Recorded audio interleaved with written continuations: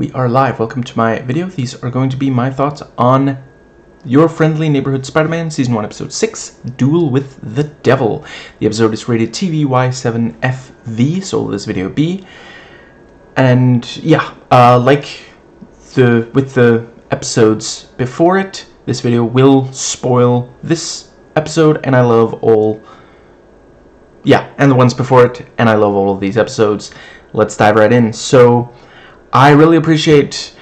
I'm not going to say it's completely universal, but for a lot of the relationships on the show, they feel very authentic. Like the sibling conflict between Lonnie and Dre.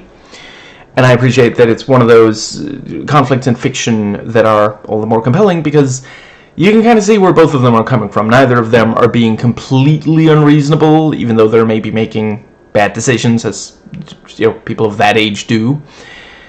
And let's see, the friendships also feel quite realistic, and I quite like how Harry and Peter talk very differently to Norman. You know, that, oh wow, you look like a spy, versus you look good, Dad. You know, it's in part because Harry is used to this whole wealth thing. Peter very much isn't. And also just, like, what? He's my dad. Like, it's not that special, It's where, Peter, it's this thing of how used to the person you already are. I think I'm starting to repeat myself, so I'm just going to move on. Such a cool Daredevil. I don't even know if I want to call it a cameo, because he's really important to the episode, but he's supporting, and yeah, that does indeed appear to be Charlie Cox voicing him, and yeah, this little detail of, I can tell you're young, I can tell you're trying to do the right thing, this ain't it, Chief. And, let's see, very tense when Lonnie was being chased. I did wonder why he didn't just stay inside the alley. Does he think that the car is gonna malmorphinize and fit in there somehow? But choose their own. That was a really cool... I'm really looking forward to seeing the next episode. I'll be doing it in a couple of days. With, it worked. We follow him right to the hideout. That's... yeah. And... wasn't sure how soon we were gonna get, but yeah, Gargan in the suit, awesome. That's gonna be really, really cool. Great action as usual. It feels excessive to say in every single video I do on an episode of the show. I thought they used... I don't know if this Peter just does not have the spider sense. Maybe it's coming up in a later suit. I don't think we've seen the spider sense at all so far in these 6 episodes. But I don't know. Maybe that's just what they're doing with this incarnation. But yeah, Daredevil using his powers quite well. At first he doesn't know about the web, so he wasn't prepared with, and then there's the foot thing. But after that, he dodges every single time. And the thing about did you see that coming? Not exactly. That was a neat little, if you know, you know. And let's see. I think that pretty well covers... yeah, I really appreciate, as brutal as Daredevil can be. He was... oh, right, kids show.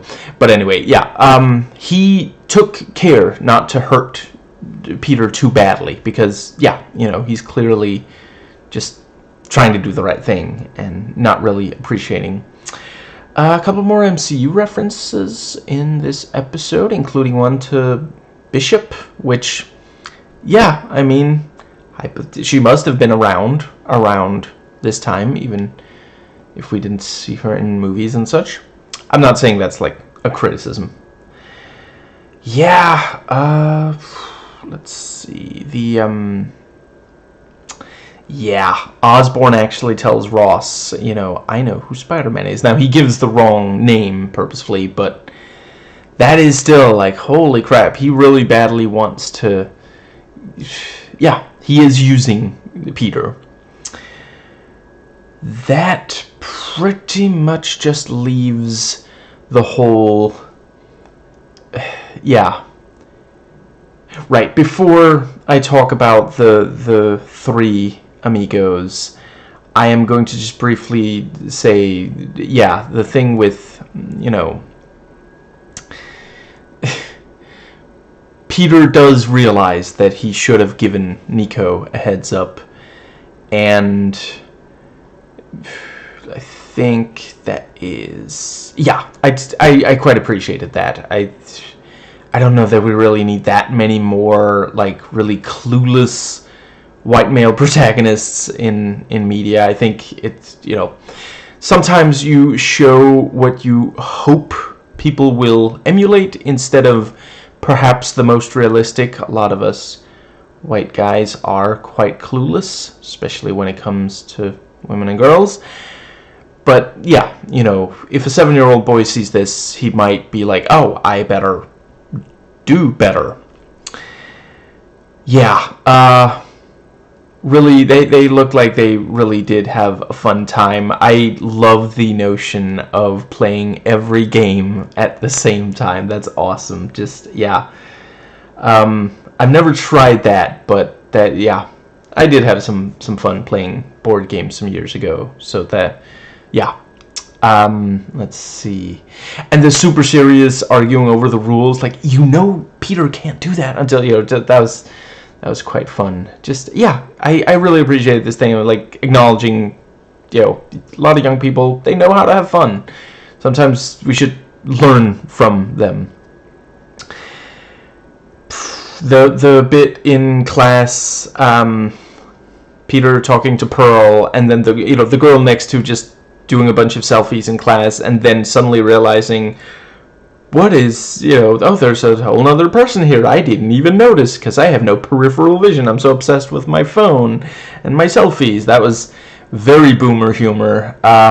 So far, there's not been an awful lot of that on this show. I hope it doesn't at any point become, like, too excessive. And I will say, again, you know, the show's in part for 7-year-olds. I do appreciate telling 7-year-olds, hey, maybe ease up on the phone, okay? Yeah, I think... I'm not saying all of them have a problem with it. I'm just saying some of them do. Yeah, I hear. What was the other thing? Yeah, Peter trying to make sure that everybody has a good time with the, you know... You want to watch a slasher? You want to watch an action movie? I got Predator, you know, and the thing that was taped off the TV, that was a great thing. And because Peter is poor, they still have a VCR and VHS, you know, that was also good, yeah. No wonder he was so excited about a free DVD player. And I really adore Aunt May trying to be the cool aunt, you know, like... So the R-rated movies that you definitely shouldn't watch, I put those on top.